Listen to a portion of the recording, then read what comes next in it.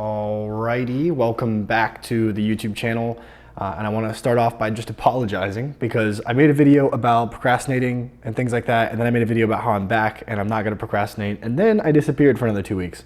And that was not, I think I have a legitimate excuse for that. A pipe burst in our building right in front of our apartment, and so we were like in and out of hotels for like 2 weeks, and then we finally got moved to a different unit within the building, which is why the angle here is a little bit different.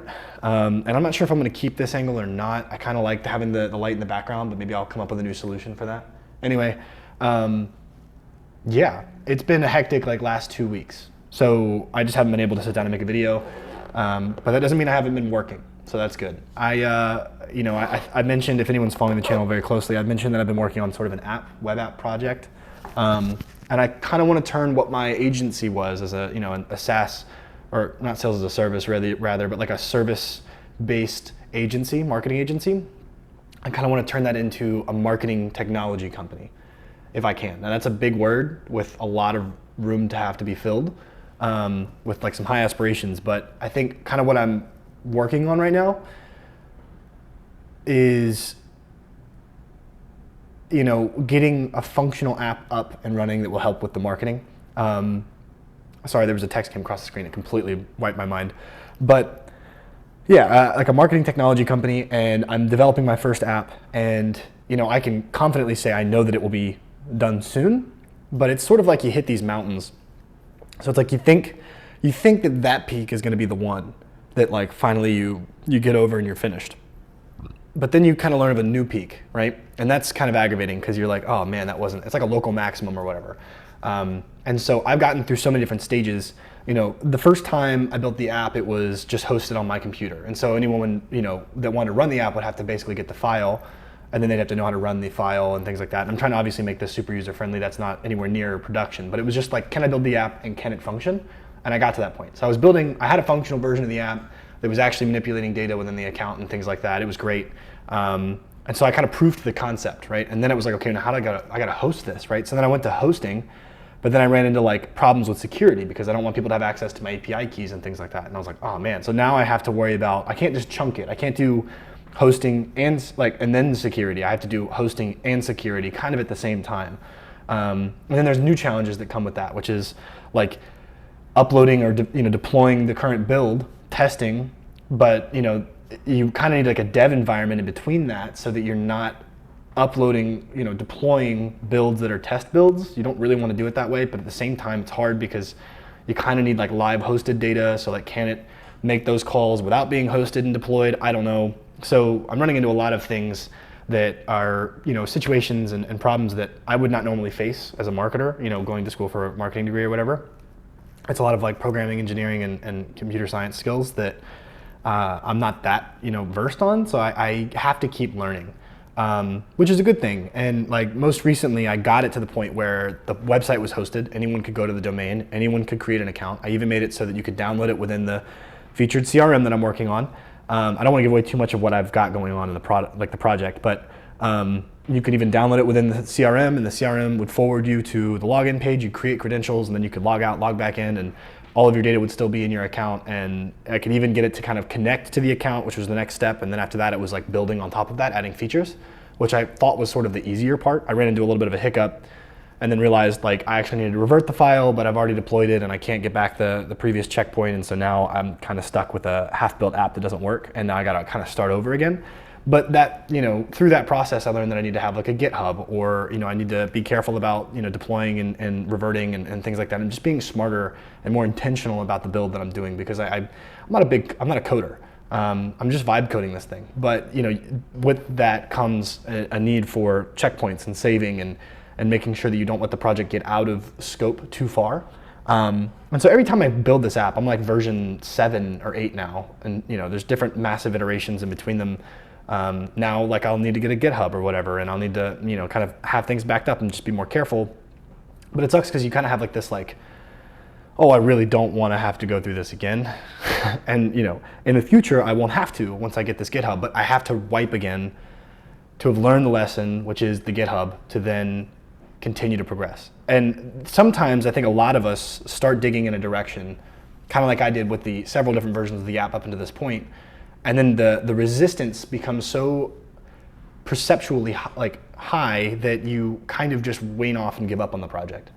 But like you're so close, you've come 80% of the way, why not complete, kind of finish it out? And so even though I have to wipe, even though I have to start over again for like the 8th time, I've learned something new that's gonna help me not have to do that hopefully in the future. And I'm gonna get one step closer to building a publishable app that I think has real value and that can not only provide a revenue stream, but value to that customer that uses it, right? So we're this close to having that in deployment, and I think that'll be really great. Once I get through that app, then it's like I can build other apps and stuff like that.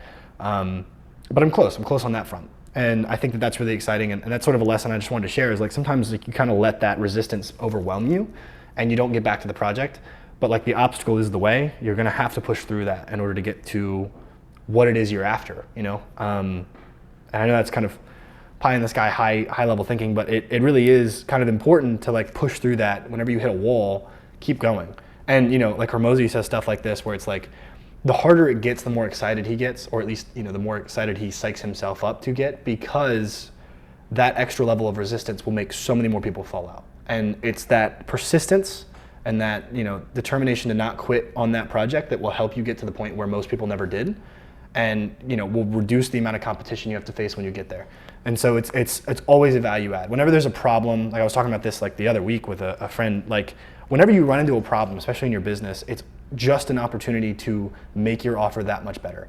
And so you just have to work through whatever that problem is, and then your offer is now able to solve that problem, right? And you can do that in this day and time with technology that can be replicated. And so once you solve it once, you can solve it again without the upfront effort that it took the first time, right?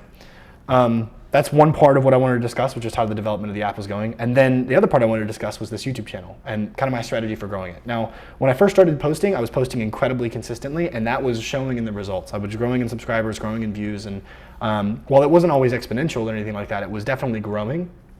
And it definitely did better for me, to have a consistent flow of a steady 70 to 100 views per video twice a week or whatever it was.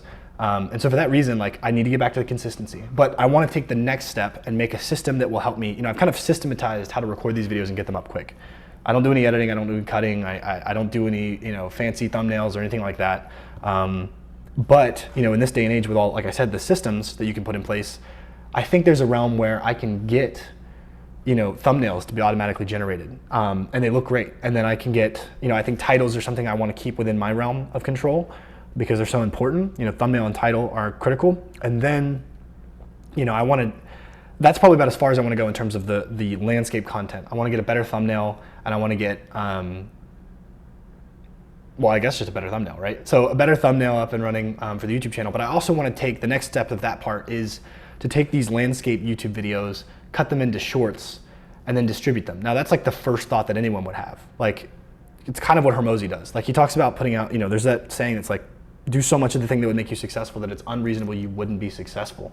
And so what I plan to do is take these 10-minute videos, chop them up into reels, and then distribute them over all platforms, because every platform has reels at this point. Snapchat, LinkedIn, Instagram, Facebook, YouTube, all of them, Twitter. So you can, and all these platforms have like APIs, and they have other integrations and plugins that would allow you to post that content. So if I could just find a system that would allow me to drop this landscape YouTube video into it, and then once I've done that, it basically, and then I give it a title, then it basically just chops it up and posts it on YouTube, and it posts it on LinkedIn, and it everywhere else with a great caption, with a good thumbnail, right?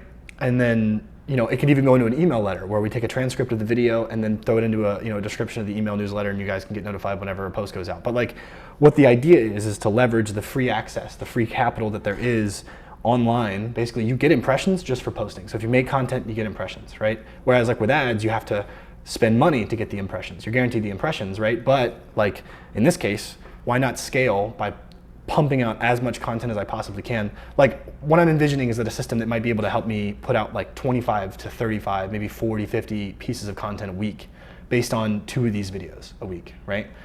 And it's sort of leveraging all of those different channels to try and push back towards the YouTube channel, or to push back towards like an Instagram or whatever, or Twitter, to then grow faster. Because right now the bottleneck is content, right? So if I can get that out, if I can get more impressions, if I can get more eyeballs, more call to actions to come back to this channel, theoretically it should grow faster. And it's sort of like the best thing I can do to sort of increase the growth while still being patient and realizing that this is going to take a lot of time, right? So applying the 80-20 rule to the distribution of content is sort of the goal. And so, I've got the app going on, and then I'm going to try and build a content distribution system. And if I can, I'm going to try and make it so that anybody with a YouTube channel could use the same thing, and then I can sell it or send it out or whatever it is, so that people could do that for their own YouTube channels. Because we've got some pretty powerful marketing tools these days, and couple that with AI, and you're going to have full-blown content distribution and high volumes of it that will really pump whatever YouTube channel or Instagram or Twitter or Facebook, whatever, because again, the bottleneck is content. So yeah, that's my little spiel for this morning. That's what I have to share. But it's been a busy last 2 weeks. I'm excited to kind of get back to sharing content and progress on those things. I'm excited to get the app where I want it and published so that then I can share it with you guys. But we're close to a lot of different things, and really what it takes from me is just a lot of focus and time, and I need to just commit to giving it to that. So close to on all those projects, excited to share them, excited to get back to making content regularly, and I will see you guys in the next video. Thanks. All right, bye.